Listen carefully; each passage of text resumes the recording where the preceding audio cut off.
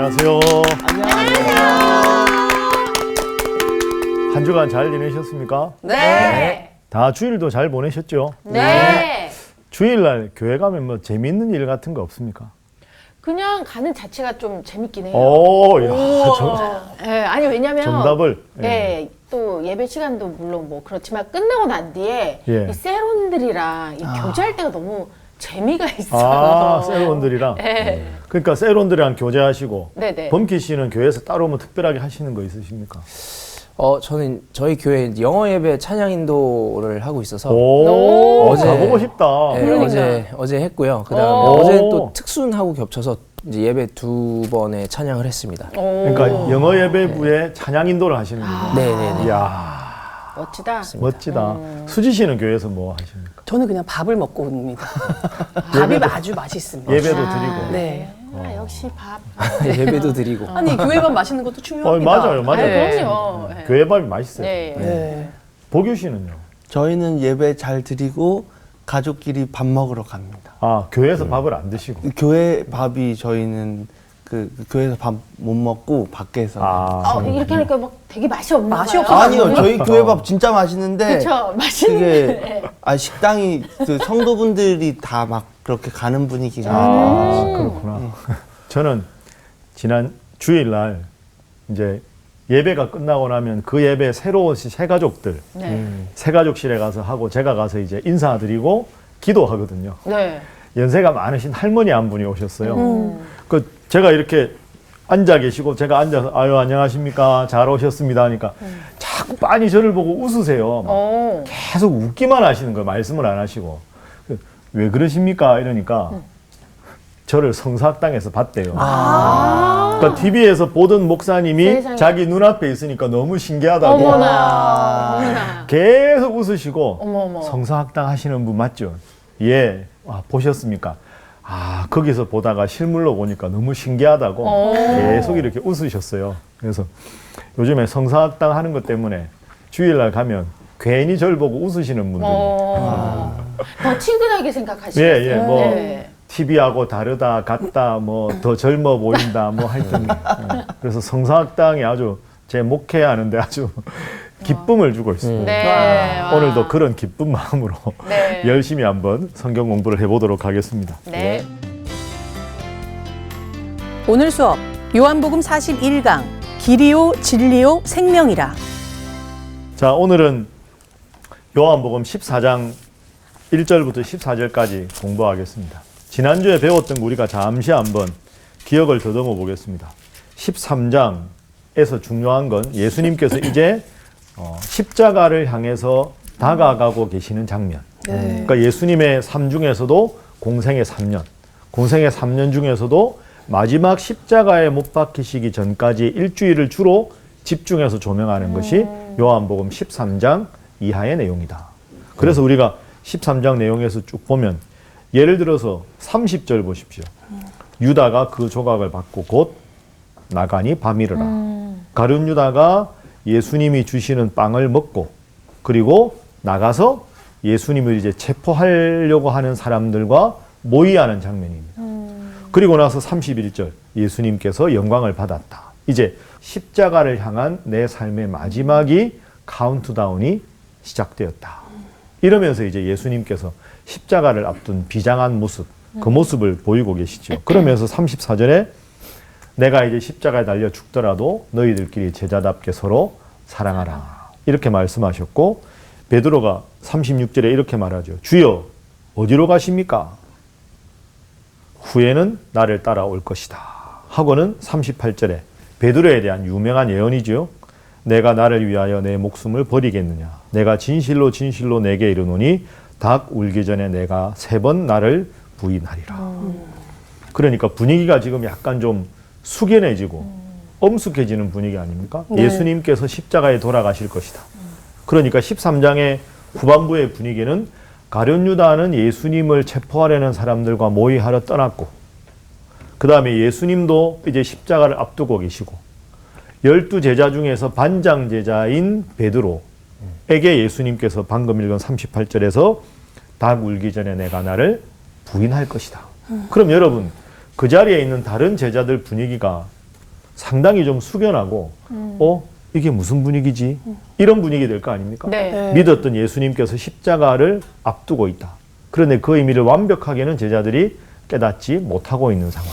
그 상황에서 예수님께서 마음이 흩어지고 불안해하고 초조해하는 제자들을 바라보시면서 하시는 말씀. 그게 오늘 14장 1절부터의 말씀입니다. 자, 1절 말씀은 보규 씨가 한번 읽어 주십시오. 너희는 마음에 근심하지 말라. 하나님을 믿으니 또 나를 믿으라. 마음에 근심하지 말라 이렇게 말씀하신 이유는 지금 제자들이 근심하고 있다. 네. 그죠? 마음이 무거워져 있다. 이런 뜻이죠. 자, 또 이어서 말씀하셨습니다. 2절은 수지 씨가 한번 읽어 주십시오. 내 아버지 집에 거할 곳이 많도다. 그렇지 않으면 너희에게 일렀으리라. 내가 너희를 위하여 거처를 예비하러 가노니. 자, 3절은 윤정 씨가 읽어 주십시오. 네. 가서 너희를 위하여 거처를 예비하면 내가 다시 와서 너희를 내게로 영접하여 나 있는 곳에 너희도 있게 하리라. 자, 범키 씨 4절요. 내가 어디로 가는지 그 길을 너희가 아느니라. 자, 1절부터 4절까지 이 무거운 분위기에서 예수님께서 말씀하셨습니다. 너희는 마음에 근심하지 말라. 이 말씀이 참 위로가 되지요. 네. 여러분 근심 걱정 없이 살 수 있습니까? 불가능. 무슨 근심 걱정을 제일 많이 하십니까, 평소에? 이따가 저녁 때는 뭘 먹을까? 예. 내일은 또 뭘 입고 나가야 되나? 뭐. 그런 근심은 사실은 뭐 저녁 먹고 나면 해결되고. 네, 사실 그쵸. 그죠? 네, 맞아요. 근데 이게 좀 가벼운 근심이 있고 무거운 근심이 있잖아요. 저는 가장되면서 그치. 재정적인 부분에 근심이 재정적인 되게 좀, 근심. 네. 예, 맞습니다. 맞아. 다 근심이. 수지 씨는 무슨 근심이 있습니까? 어떻게 하면 성사학당을 오래 할 수 있을까? 약간 이거 가식인데요.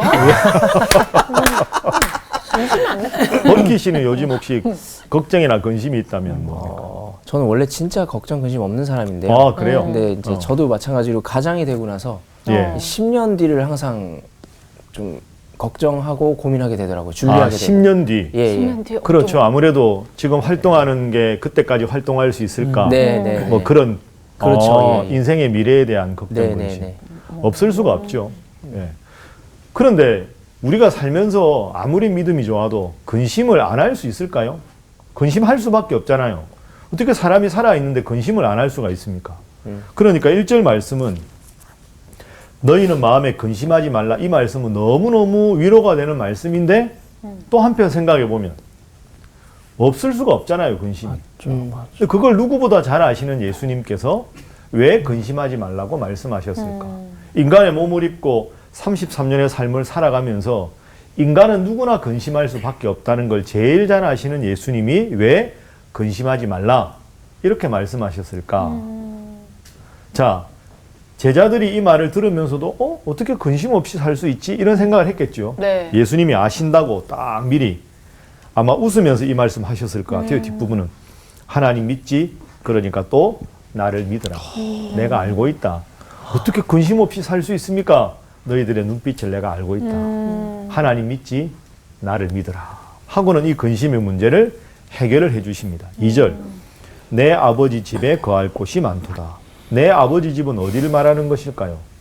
일반적으로 천국 아닙니까? 네. 천국에 거할 곳이 많다. 그리고 2절 후반절에 내가 너희를 위하여 저 거처 천국을 예비하러 가겠다.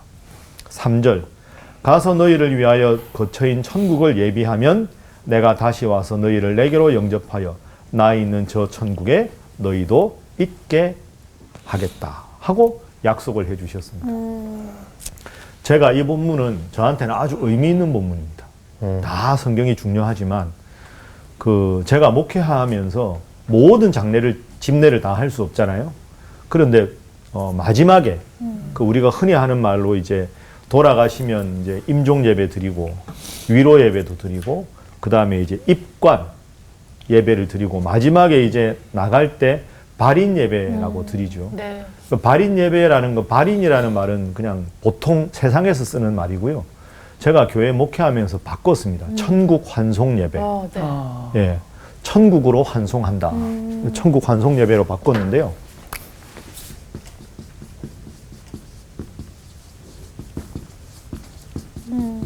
그러니까 발인이 아니라 믿는 사람은 하나님께서 이 영혼을 천국으로 인도하시니까 우리가 천국으로 환송하자. 그래서 슬프고 아쉽지만 천국의 소망으로 위로받는 시간을 갖자. 이렇게 제가 주로 설교를 합니다.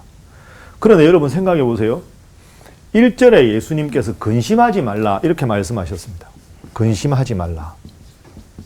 그런데 우리는 근심 없이 살 수가 없습니다. 네. 그런데 아까 여러분들에게 여쭤보면 오늘 저녁에 뭐 먹지? 뭐 예를 들어서 내일 친구 만나서 무슨 대화를 하지?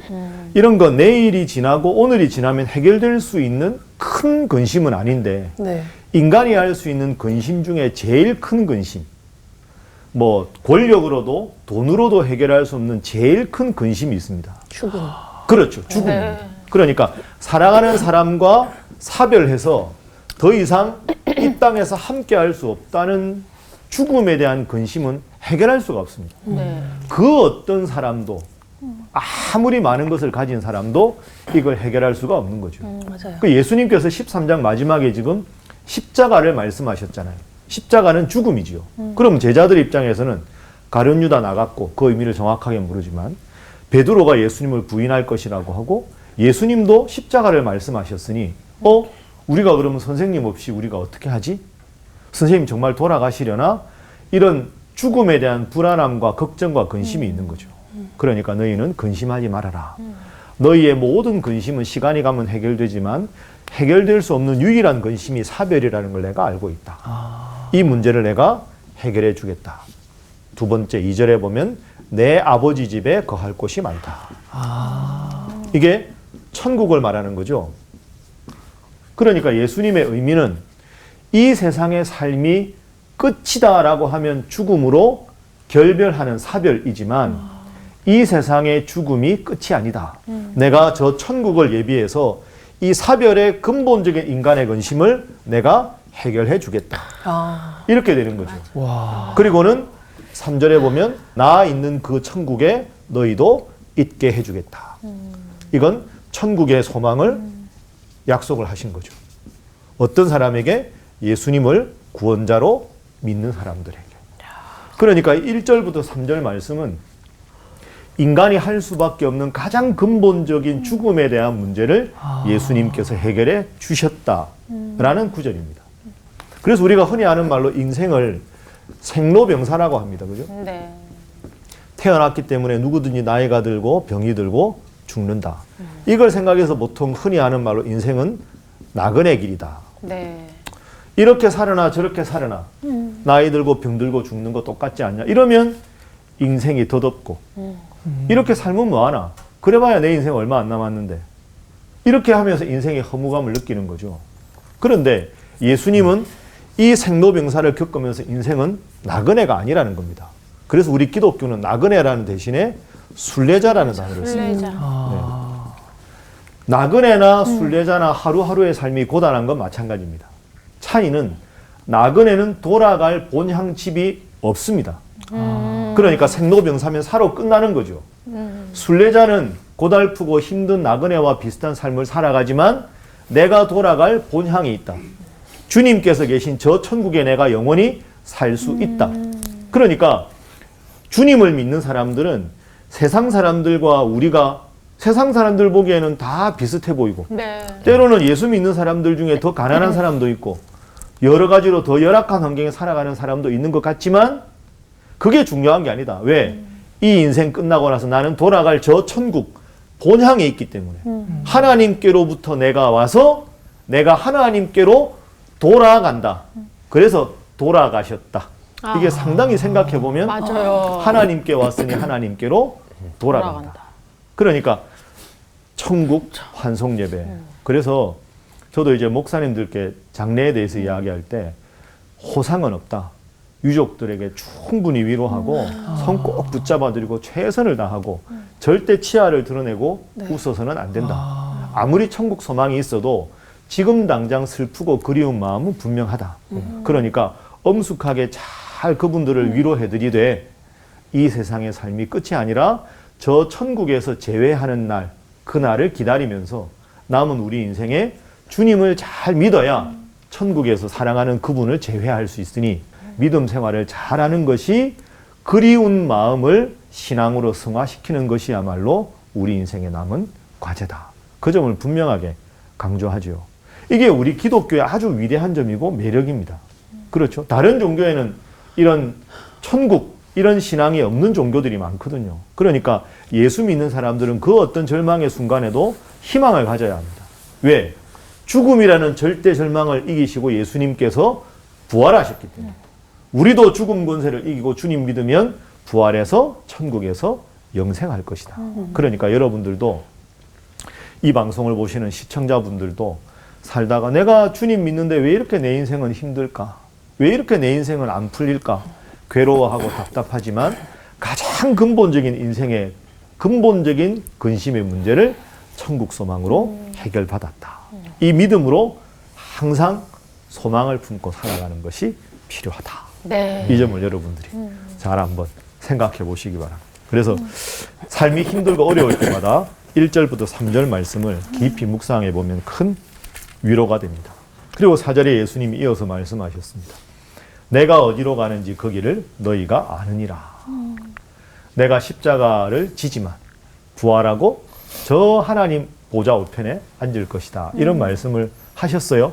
자, 그런데 도마 하면 무슨 생각납니까? 의심 많은 도마. 가만히 있지 않습니다. 네, 네. 자, 5절. 우리 네 분 중에는 도마가 없는데 제가 읽겠습니다. 5절.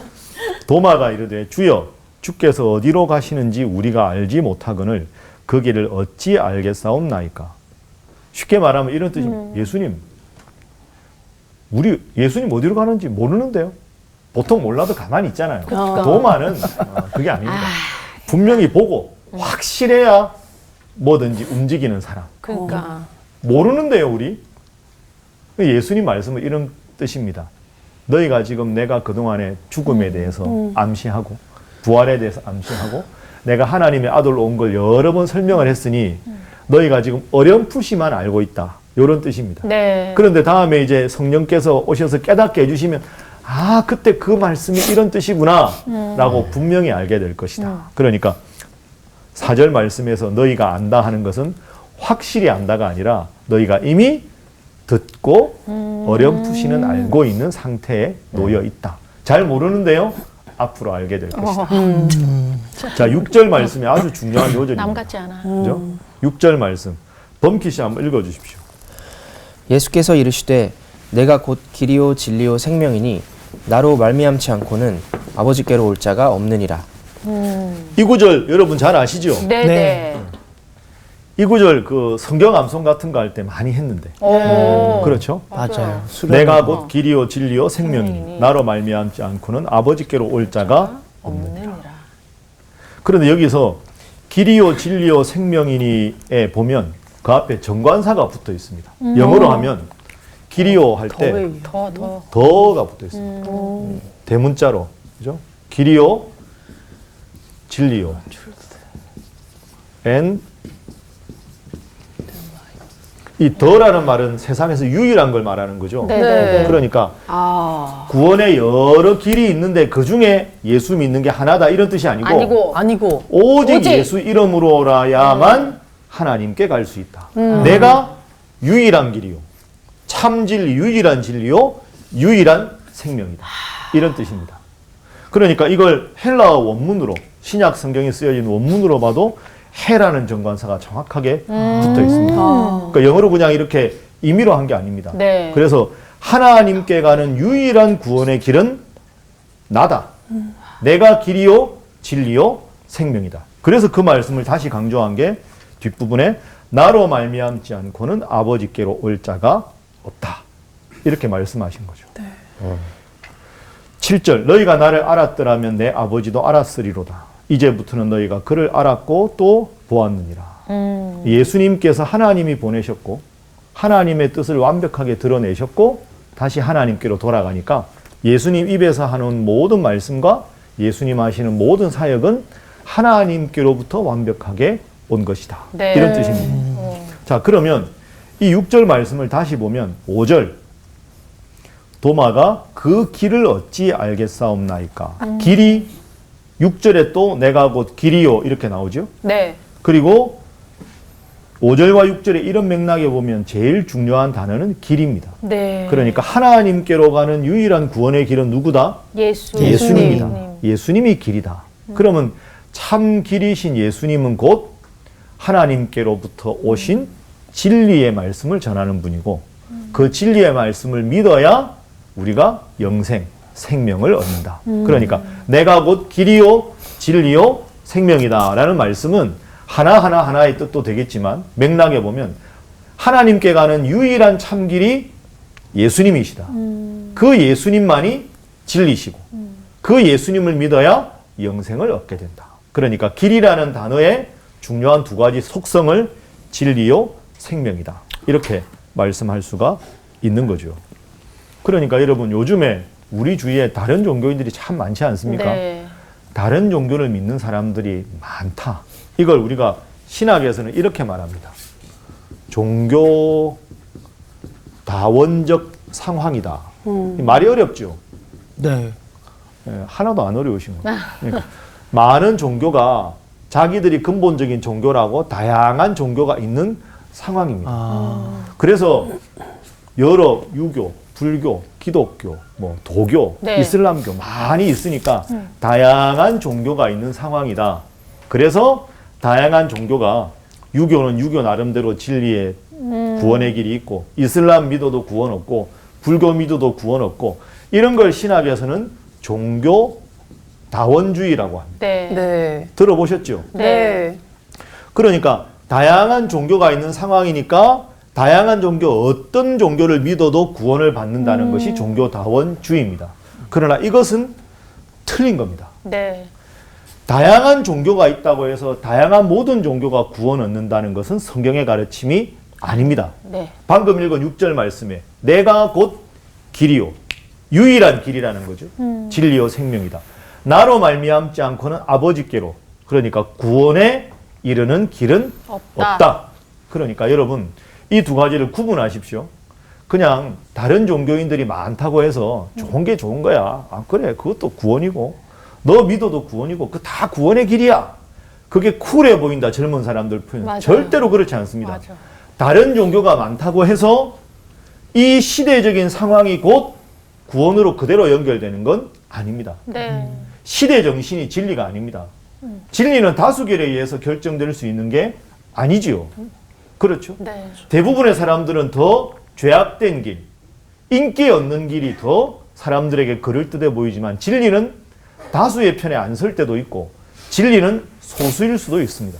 예수님께서 십자가에 돌아가신 이유도 끝까지 진리를 주장하셨기 때문에 그런 거죠. 그래서 이 6절 말씀이 정말 중요한 요절입니다. 나로 말미암지 않고는 아버지께로 올 자가 없느니라. 네. 이걸 꼭 기억하셔서 정말로 예수 이름만이 구원의 이름이다. 이 분명한 정체성을 가지고 네. 그렇지만 이 정체성을 가지고 있지만 믿지 않는 분들 그리고 다른 종교를 믿는 분들 많이 계시니까 그분들과 함께 살아야지. 우리가 또 저 산속에 우리끼리 살 수 없잖아요. 그러니까 함께 살면서 그분들에게 선한 영향력을 끼치는 것. 그게 세상의 빛이다. 소금이다. 그렇게 살아서 예를 들어 수지 씨 친구가 보고 야 나는 진짜 교회에 관심이 없었는데 수지 씨 친구가 너 사는 거 보니 진짜 나 예수 믿어보고 싶다. 윤정 씨나 범기 씨나 보교 씨나 그래서 날 위해서 기도해줘. 내가 이런 힘든 일이 있어. 그래서 여러분들이 살아가는 모습을 보고 주님께로 인도가 되면 그게 삶이 전도라는 말이고 맞아요. 그게 맞아요. 제자로서의 삶이죠. 네. 네. 맞죠? 네. 네. 너무 안쓰럽게 맞아요 하는 거 보니 우리가 그래 못 산다는 괴로움. 아니 신철 진짜. 보이셨어요? 예, 마음은 원이로도. 저도 마찬가지입니다. 그래도 이제 이런 구절을 통해 다시 한번 마음을 다지는 거죠. 네. 8절 도마 비슷한 제자가 나옵니다. 아유, 빌립이 또. 빌립 나옵니다. 보규 씨 한번 읽어주십시오. 빌립이 이르되 주여 아버지를 우리에게 보여주옵소서 그리하면 족하겠나이다. 빌립이 이 말을 했습니다. 주여 아버지를 우리에게 보여주옵소서. 지금까지 나를 본 자는 아버지를 본 자고 아버지와 나는 하나다. 이렇게 네. 말씀을 계속 하셨는데 맞아. 그러니까 도마하고 빌립은 제가 보기에 약간 좀 제자들 중에서도 확실하게 눈에 보이고 손에 잡혀야 믿는. 네. 그리고 빌립은 아주 그 이해타산, 요거에 아주 빠른 사람. 빌립이 앞에 또 한 번 나왔었습니다. 그쵸. 그 어디 빵 나왔을까? 사건, 오병이요. 그죠? 네. 오병이어 사건 할 때 이 많은 사람들에게 어떻게 어디서 뭘 사서 먹이겠냐? 아, 예수님 제가 딱 계산해 봤는데 다 이 정도면 몇 명이고 몇 데나리온, 200데나리온의 떡을 가지고도 부족합니다. 정확하게 계산하는 사람이 빌립이거든요. 네. 그러니까 8절 주여 아버지를 보여주십시오.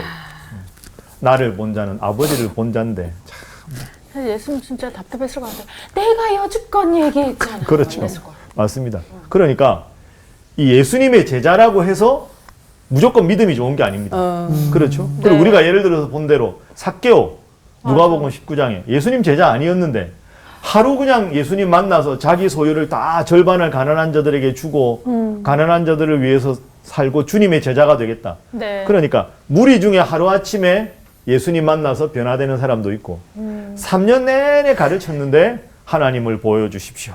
이런 사람도 있고 그러니까 예수님이 답답하셨을 겁니다. 맞아요. 그런데 중요한 건 이렇게 부족한 제자들이 예수님 죽으신 다음에 성령 충만을 받고는 그러니까. 변화가 되죠. 야. 예수님 수제자 베드로가 성령 충만함 받은 다음에는 한 번 설교로 3,000명이나 세례받고 주님께 돌아오지 않습니까? 예수님 십자가에 돌아가실 때 도망갔던 베드로가 끝이었다면 3,000명을 돌아오게 하는 베드로가 생길 수가 없는데 네. 그러니까 예수님은 요한복음 13장 시작에 끝까지 사랑하시고 끝까지 기다려주시고 그래 너희들은 지금 묘목이다. 묘목이 거목이 될 것이다. 하고 끝까지 참아주시는 거죠. 네. 과연 예수님이십니다. 자, 빌립이 아버지를 보여주십시오. 9절에 예수님 말씀하셨습니다. 빌립아, 내가 이렇게 오래 너희와 함께 있으되 내가 나를 알지 못하느냐? 나를 본 자는 아버지를 보았거늘 어찌하여 아버지를 보이라 하느냐? 빌립아, 어떻게 부르셨을까요? 따뜻하게. 그 따뜻하게 부르셨을 것 같아요. 네. 그런데 한편으로 인간적으로 생각하면 저 같으면 아이고 빌립아. 그래. 이놈아. 그래. 그런 맞아. 마음도. 그러니까 보규씨 말씀 예수님은 따뜻하게 하셨을 것 같은데 우리가 보기에 그래도 제자가 어떻게 이런 질문을 하나 이런 마음도 들지요. 자, 계속 예수님 친절하게 말씀하십니다. 10절 내가 아버지 안에 거하고 아버지는 내 안에 계신 것을 내가 믿지 아니하느냐. 내가 너희에게 이르는 말은 내가 스스로 임의로 내가 지어내서 하는 것이 아니라 하나님 아버지께서 내 안에 계셔서 하나님께서 나에게 원하시는 말과 일을 하는 것이다. 내가 아버지 안에 거하고 아버지께서 내 안에 계심을 믿으라. 네. 그 못 믿겠으면 그렇지 못하겠거든 행하는 그 일로 말미암아 나를 믿으라. 이 행하는 그 일이라는 말은 예수님께서 말씀도 전하시고 천국 복음도 전하시고 또 아픈 사람 고쳐주시고 죽었던 심지어 나사로도 살려주시고 그래서 이 일이 본문에 보면 복수형으로 나옵니다. 안 믿어지냐? 자, 그러면 빌립아, 도마야, 내가 지금까지 너희들하고 3년간 있으면서 어떤 일을 했는지 한번 가만히 생각해봐라. 맞아. 예수님 죽었던 사람도 살렸지. 나사로도 살리고 나인성 과부의 아들도 살리고 회당장 야이로의 딸도 살리고 예수님이 손만 대니까 다 낫게 하셨지. 그리고 예수님 하신 말씀이 권세 있는 새로운 교훈이었지. 그런 걸 자꾸 되새겨보면 아, 맞다. 진짜 하나님 아버지가 예수님 안에 역사하지 않으면 하시지 못하는 일이었구나. 그걸 분명히 깨닫게 될 것이다. 내가 했던 그 모든 일들을 떠올려 보면 내가 아버지와 하나라는 것을 믿게 될 것이다. 이렇게 친절하게 말씀을 하신 거죠. 예. 아, 선생님, 그 도마도 그렇고 빌립도 그렇고 되게 이성적인 사람인 것 같고 요즘 말로 막 제이나 티 같은 사람들인데 예. 저희가 전도를 하다 보면 사실 이렇게 되게 이성적인 분들은 그러니까 이 당시에 도마랑 빌립은 예수님이 실제로 기적을 일으키신 걸 봤으니까 그 이 말을 해주시는 그렇죠. 게 이해가 되는데 예. 저희는 그 기적을 사실 보여줄 수 없잖아요. 그러면 그거 보여줘라, 뭐 느끼게 해줘라, 뭐 그렇게 했을 때 저희는 해줄 수 있는 방법이 너무 제한적인데 그런 사람들한테 저희가 복음을 얘기하고 전도를 할 때 어떤 식으로 하면 지혜로울까요? 아, 참 예리한 질문이십니다. 네. 기본적으로 네. 신앙이라고 하는 것은 논리적인 것만이 신앙이 아닙니다. 그러니까 논리적인 것과 비논리적인 것 중에서 논리적인 걸 추구하는 건 철학입니다. 그죠? 철학은 이게 논리적이냐 논리적이지 않느냐, 이해 가능하냐 이해 불가능하냐를 따지는 학문이고요. 네. 신학이나 신앙은 논리적인 것, 비논리적인 것 또 하나가 있습니다. 논리를 초월한 것, 논리를 초월한 초논리적인 것. 네. 그러니까 신앙이라는 것 자체는 논리적으로 이해가 된다고 해서 믿고 이해가 안 되면 믿지 않는 것은 기본적으로 신앙이 아닙니다. 그렇죠? 두 번째, 이것도 생각해 보세요. 보규 씨 엄마 뱃속에서 몇 달 있다가 태어나셨어요? 10달이요. 10달. 그거 어떻게 아십니까? 아, 들어서 알죠. 들어서 알죠. 그럼 맞아요. 예를 들어서 우리가 확실한 지식을 얻는 방법은 두 가지가 있습니다. 의심을 통해서 아는 방법이 있고, 네. 그죠? 내가 진짜 10달 있었을까? 그럼 내가 이번에 한번 우리 지금 임신한 와이프를 보고 한번 세봐야 되겠다. 의심해서 확실하게 아는 방법이 있고, 의심을 통해서 지식을 얻는 방법이 있고, 두 번째 방법이 있어요. 믿어서 지식을 얻는 방법이 있습니다. 엄마나 엄마 뱃속에서 몇 달이 있었어? 선생님이 뭐래? 10달이 있었대. 그럼 의심 없이 받아들이는 거죠. 맞아요. 그러니까 지식은 믿음에서 시작해서 확실성으로 나아갈 수도 있고, 의심을 통해서도 나아갈 수가 있는 거죠. 그런데 논리적으로 설명해봐. 하나님이 계신 거 설명해봐.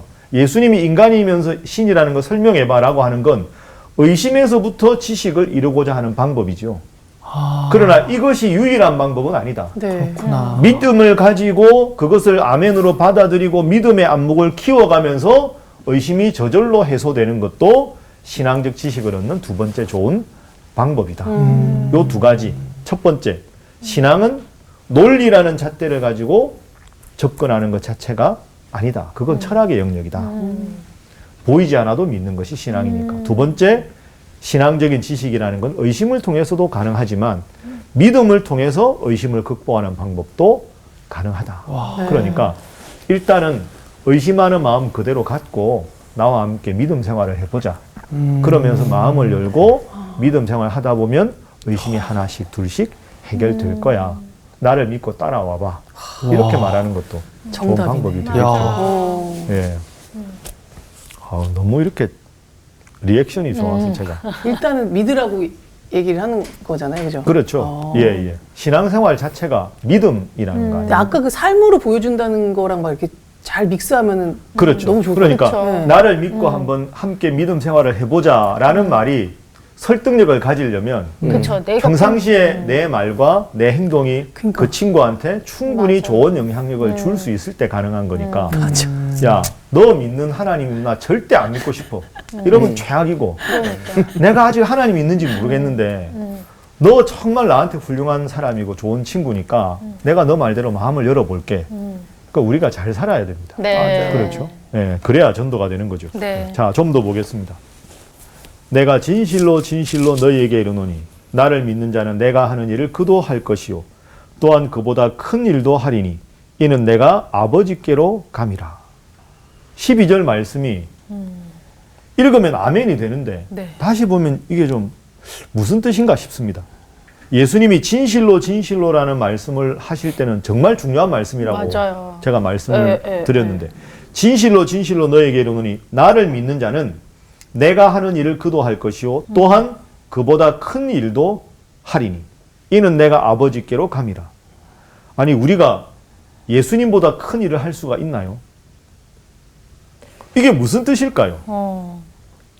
12절 12절. 내가 하는 일을 그도 할 것이요 또한 그보다 큰 일도 한다. 그러면 내가 예수님보다 큰 일을 그건 아니죠. 이런 마음이 들잖아요. 그러니까 이게 무슨 뜻이냐 하면 이 12절 말씀에 예수님께서 나는 아버지께로 간다 이렇게 말씀하셨잖아요. 네. 아버지께로 가면 이제 우리가 다음 주에 공부할 내용인데 성령 하나님을 보내서 모든 사람에게 역사할 것이다. 네. 그러면 예수님은 예를 들어서 육체를 입으셨잖아요. 네. 그러면 예수님은 이 당시에 여기 계시면 저기 계실 수는 없잖아요. 네. 육체의 한계를 가지셨으니까. 네, 네. 근데 성령 하나님은 모든 사람의 믿는 마음 속에 역사할 수 있는 거죠. 네. 그러니까 여기서 예수님이 하신 일은 예수님을 믿고 구원 얻게 하는 일. 그 일을 제자들도 다 할 수 있다. 근데 더 큰 일은 예수님보다 더 능력이 대단해진다는 뜻이 아니고, 예를 들어서 생각해 보십시오. 제가 여러분들하고 지금 성서학당 이렇게 하잖아요. 그러면 여러분 패널 네 분하고 저하고 5이서 성경 공부하는 것 같은데, 이게 방송으로 나가고 유튜브로 송출이 되면 미국에 있는 성도도 볼 수 있고 수많은 분들이 볼 수 있잖아요. 네. 그러니까 예수님 당시보다 훨씬 더 큰 파급력을 가질 수 있는 거죠. 네. 이걸 잘못 해석해서 내가 예수님보다 더 큰일 납니다. 네. 그러면 이단이 되는 거죠. 어. 네. 이건 본질적인 능력이 아니라 영향력과 파급력 면에서 더 큰 일을 할 수 있다. 네. 복음 전파에 네. 있어서 이렇게 생각하십시오. 13절 너희가 내 이름으로 무엇을 구하든지 내가 행하리니 이는 아버지로 하여금 아들로 말미암아 영광을 받으시게 하려 함이라. 14절 내 이름으로 무엇이든지 내게 구하면 내가 행하리라. 이 보통 13절 14절 너무들 좋아하십니다. 네. 무엇이든지 구하라. 그리하면 주시리라. 보통 우리가 뜨겁게 기도할 때. 그런데 여러분 살면 이렇게 됩니까? 무엇이든지 구하면 하나님이 다 주실까요? 주여 100평 아파트를 주십시오. 주실까요? 아멘. 맞아요. 너무 주실 수도 있죠. 근데 안 주실 가능성이 더 그죠. 많다. 네네. 그러면 여기서 중요한 건 내 이름으로 무엇을 구하든지라는 말은 예수님 이름으로 그냥 뭐 벼락부자가 되게 해주세요. 로또 받게 해주세요. 이런 걸 말하는 게 아니라 네. 예수님의 이름이라는 말은 예수님께서 기뻐하시는 기도. 네. 예를 들어서 누군가를 전도하는 것, 누군가를 섬기는 것, 그리고 이 나라를 위해서 기도하는 것, 교회를 위해서 봉사할 힘을 달라고 하는 것. 그러니까 예수님께서 보시기에 참 성숙하고 훌륭한 기도다라고 주님께서 기뻐하실 만한 기도. 그런 주님 보시기에 기뻐할 만한 기도를 하면 주님이 다 들어주신다. 그런데 주님 기뻐하시는 거 말고 주여 복권입니다. 기억하십시오. 예, 요겁니다. 요 번호. 이렇게 나만 뭐 벼락부자 되고 나만 잘 되고 나만 잘 되고 나만 잘 먹고 이런 기도는 다 들어주신다는 본문으로 사용되어서는 안 된다. 네. 그러니까 예수님 지금까지 보여주신 게 가르치시고 선포하시고 치유하시고 나를 본 자는 아버지 하나님을 본 자다. 그러니까 하나님의 영광을 위해서 모든 일을 예수님께서 하셨듯이 너희들도 하나님의 영광을 위해서 내 이름으로 구하는 것은 아버지 하나님께서 나의 기도를 들어주신 것처럼 너희들의 기도도 들어주실 것이다. 그래서 여러분 한 주간 살아가실 때 내 이기적인 욕심만 추구하는 기도가 아니라 하나님께서 영광을 받으시는 기도를 누구의 이름으로? 예수님의 이름으로 열심히 기도하셔서 기도의 응답을 한껏 누리시고 다음 주에 다시 뵙도록 하겠습니다. 자, 오늘은 여기까지 하겠습니다. 고맙습니다. 감사합니다. 예수님은 이미 우리에게 정답을 다 알려주셨어요. 내가 길이요 진리요 생명이다라고. 야 니네들 그러면 그게 뭐게라고 우리에게 질문을 던진 게 아니라 그게 바로 나야. 답을 이미 다 알려주셨어. 우리는 그래서 그 이미 알고 있는 그 답을 그 답대로만 믿고 살아가면 된다. 이게 오늘 진짜 중요한 핵심인 것 같아요, 정말. 되게 웃긴 게 시험 답을 다 가르쳐줬는데 왜 시험 자꾸 틀릴까? 너무 그러게요. 이게 너무 답이라서 의심하는 거지. 너무 많지도 답이라. 않아. 저 세 가지만 알면 끝인데 맨날 이렇게 다른 걸 쓰니까 맞아요. 참 그런 반성이 되네요. 그러게요. 네. 저는 아까 목사님 얘기하셨을 때 하나님 믿지 나를 믿어라 하시는데 제가 예전에 근데 그 말이 너무 와닿더라고요. 맞아요. 동기도 한 말씀 하시죠. 네. 저는 이제 도마하고 빌립이 사실 뭐 의심이 많다 뭐 이런 이야기도 해주셨지만 어찌 보면 모든 사람들은 다 의심을 갖고 있는데 이거를 입 밖으로 낼 수 있는 게 오히려 더 솔직한 사람들이 아닌가 맞아. 라는 생각을 했습니다. 이게 진짜 남 얘기 같지 않았어. 나였어도 이랬을 것 같아. 맞아요. 네. 아무튼 뭐 네. 길이요 진리요 생명 또 외웁시다. 맞아요. 네. 한 주간 이렇게 살아갑시다. 네.